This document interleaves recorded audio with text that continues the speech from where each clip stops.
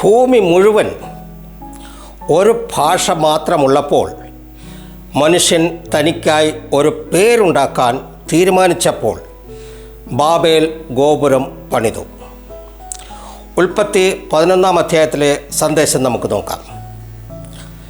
ജനങ്ങൾ പറഞ്ഞു, വരൂ, നമുക്ക് ഒരു നഗരവും ഒരു ഗോപുരവും പണിയാം.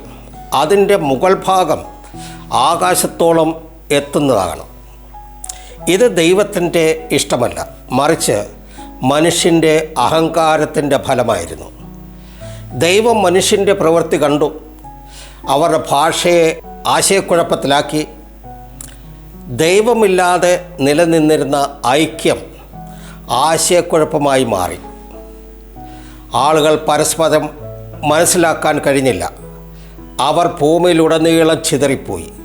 ഭാഷയുടെ ആശയക്കുഴപ്പം സംഭവിച്ച സ്ഥലത്തിന് ബാബേൽ എന്ന് പേരിട്ടു. 11-ാം അധ്യായത്തിൻ്റെ 2-ാം ഭാഗം ശേം മുതൽ അബ്രാം വരെയുള്ള വംശാവലി നമ്മോട് പറയുന്നു. ഇവിടെ നിന്ന് ദൈവത്തിൻ്റെ രക്ഷാപദ്ധതി തുടരുന്നു. ബാബേൽ പറയുന്നു, വരൂ, നമുക്ക് നമുക്കായി ഒരു പേരുണ്ടാക്കാം. എന്നാൽ ദൈവം പറയുന്നു, ഞാൻ നിന്നെ അനുഗ്രഹിക്കും. അഹങ്കാരം അനൈക്യത്തിലേക്കും ഉദ്ദേശത്തോടുള്ള അനുസരണത്തിലേക്കും നയിക്കുന്നു. ഉൽപ്പത്തി 11 നമ്മെ പഠിപ്പിക്കുന്നത് ദൈവമില്ലാതെ നിർമ്മിച്ച ഉയരങ്ങൾ ഒടുവിൽ കുറയുന്നു.